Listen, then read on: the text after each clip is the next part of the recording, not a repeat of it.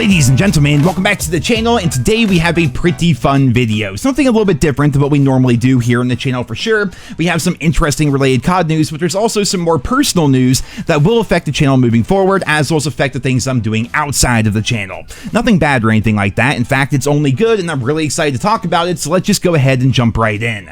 First things first, a few days ago, it was revealed that Call of Duty World War II will be coming to Game Pass. This means that on June 30th, World War II will be free for anyone who uses Xbox Game Pass or PC Game Pass, and if history is any indicator, this means that the game is going to receive quite a resurgence, at least for a little bit. Like, the initial hype of old games returning like that typically lasts for a few weeks to a month or so, and it's always really fun. I remember when they updated all the old games on the Xbox 360, like Call of Duty 4 and World at War and everything, you know, suddenly those games were populated once again. You can actually go back and play them, because normally, those old games, you're basically just stuck playing Team Deathmatch exclusively if you can even find a Team Deathmatch lobby, and normally, connection quality is all over the place, because there's so few people on the game, it's hard to find a match. So they put people from all around the world into one lobby, and so typically people are lagging around, there's a bunch of desync, and usually it's pretty freaking rough, but when they have a big resurgence of players, all of that pretty much goes away. When a game gets a boost in player count, like World War II is about to, other game modes will become available, and you can actually relive those old glory days. And for me personally,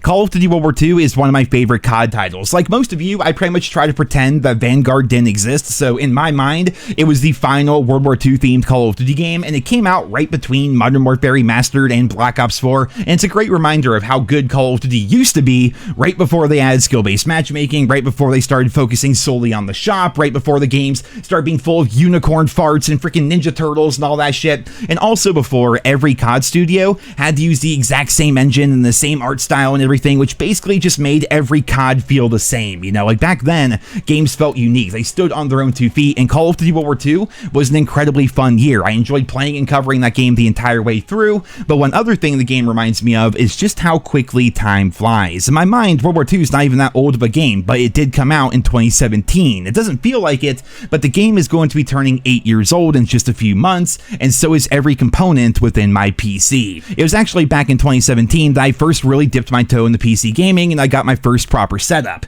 Now, of course, I still played COD on console, because back then there was no crossplay or anything like that. COD on PC was essentially always dead, like 1 month into the game's life cycle, so if you wanted to play COD, you had to play on console, but still, at that time, I dropped the money, I got a proper setup, and that's when I really got into PC gaming for the first time, outside of always just playing on console. Well, in 8 years, a lot can change. Hardware slows down, new games come out, and at times, developers don't optimize things nearly as well as they should, and in the past few years, my PC has been slowing down to a standstill. The joke I made is I got the PC around Call of Duty World War II, and these days, it feels like a PC that was made during World War II, and in particular, Black Ops 6 was so poorly optimized that it was pretty much unplayable for me. Like, I was okay with Modern Warfare 3, Modern Warfare 2, you know, there was trouble here and there, but they were playable, right? But Black Ops 6 was not. It was freaking terrible, and I straight up went back to console, and I'm sure a lot of you guys experienced the exact same thing, you know, packet burst constantly, 24/7, DirectX crashes, seemingly every update to Black Ops 6 somehow made the game run worse and feel worse,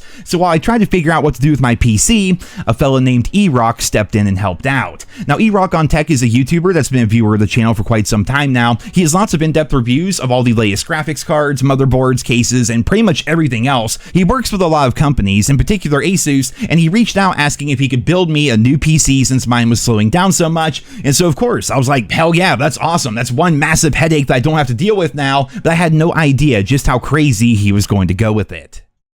So yesterday, my new PC arrived. This thing weighs over 60 pounds, and honestly, it was a pain in the ass moving it around. Over the past few months, me and E-Rock have been chatting about what to do with this, right? And honestly, I know very little about PC builds. I was just trusting his judgment, and he even took it the extra mile by customizing the entire thing. And I tried telling him none of that was really necessary. Like, I don't do face cam, I don't have my PC sat to me with a webcam on while I'm streaming or anything like that. But he said he wanted it to look good for me, not because it has to look good for a camera. That's why he customized the entire thing to have a Black Ops vibe with a NerosCinema theme. I thought this was particularly cool because the original Black Ops is my favorite Call of Duty game of all time, and it's also a reminder of where everything kind of started for me, because in a few weeks on July 2nd, my YouTube channel, NerosCinema here, will be turning 14 years old, and that's really insane to think about, but what's even crazier is how many of you guys have been around over the course of my channel's history.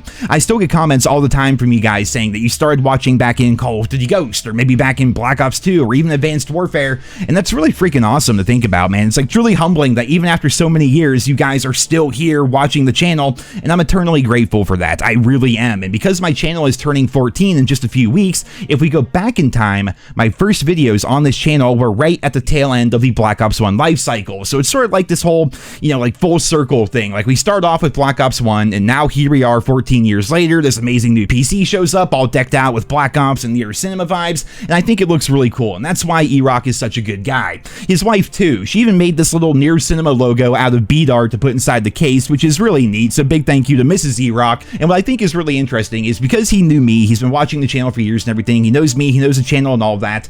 Getting to know him was actually a lot of fun. It turns out we have a lot in common when it comes to gaming, and especially when it comes to Call of Duty, which makes sense because I feel like a lot of people here on NerosCinema are old school COD fans who just want the franchise to get back on track and they remember the good old days. One of E-Rock's best videos, I think, is why I miss the Xbox 360 days, which is obviously a break from his usual tech reviews and tech-focused content, but he wanted to talk about how good and how different gaming used to be back in the day, which is obviously something I focus quite heavily on here on my channel. If you're curious about the specs that E-Rock and Asus were able to put in this build, it features an ROG Strix RTX 5070 Ti, an AMD Ryzen 7800 X3D CPU, an ROG Strix B850F motherboard, and the case is just freaking otherworldly. It's an ROG Hyperion GR701. All these numbers and everything are completely lost on me, but when he showed me options for the case, I had no idea what I was doing. I had options to pick from, and I picked this one because it looked pretty freaking cool. But dude, this case is freaking huge. Like, here's what it looks like with an Xbox Series X for scale. Like, I can literally fit my entire old PC into this new case.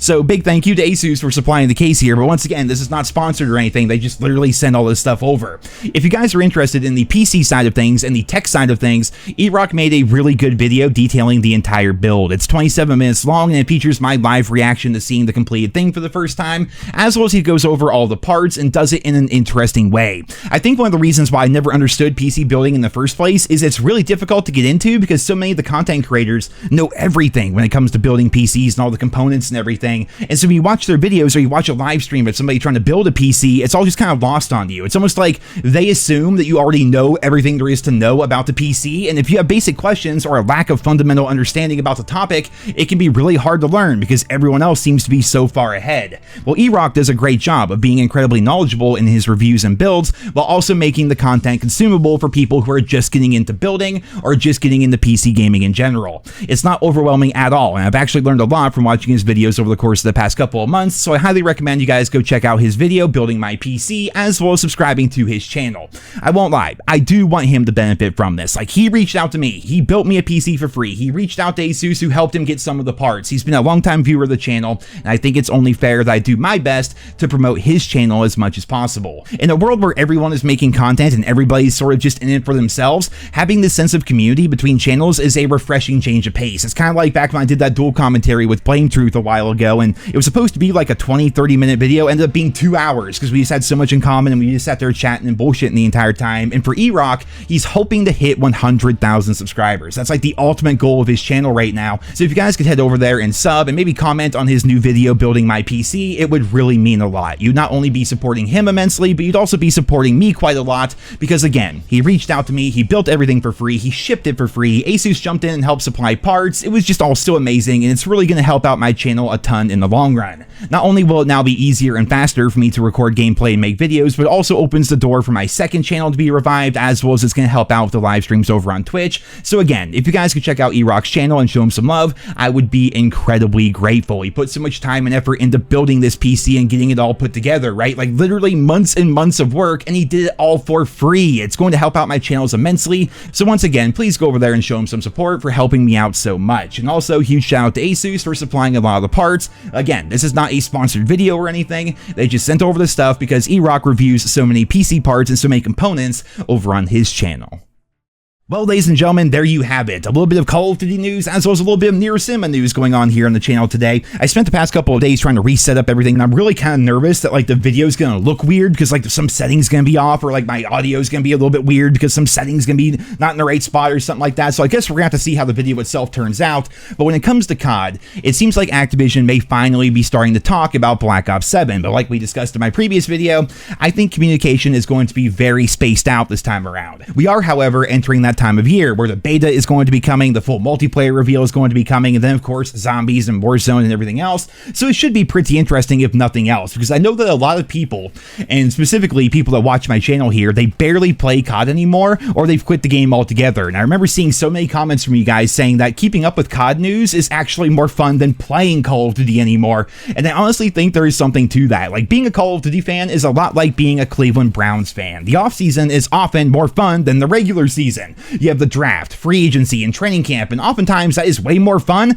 than watching the Browns actually play football, because at the very least during the offseason, it's all potential. It's all optimism. You never know. This could be the year. Maybe things will finally fall into place. New changes are finally happening, but ultimately it always ends up being the same. I'm actually a Browns fan in real life, as sad as that is, and you guys want to know how many winning seasons they've had in my lifetime? Well, the answer is 5. That's freaking terrible. And you guys want to know how many good Call of Duty games Activision have published in the past 6 years? Well, the answer is 1, maybe 2, depending on who you ask. Like, Activision have their work cut out for them this time around, and it's going to be really interesting to see how they navigate the absolute minefield that is the Call of Duty player base right now. So as always, I will keep you guys posted as we learn more and as more stories develop. And of course, once Call of Duty World War II gets that resurgence, once it's on Game Pass, you can expect some throwback World War II videos here in the channel, because I think it's going to be really fun to go back and play that game. Like, experience what COD was like before everything fell apart with Modern Warfare 2019. But for right now, I think it's time to wrap up this video here today. I hope you guys all enjoyed it. Be sure to check out E-Rock's channel and tell him that Nero sent you. There's a link to his channel as well as his video building my PC down there in the description. And thank you once again to Asus for helping him with the PC build. And until next time, I hope you guys all have a wonderful day.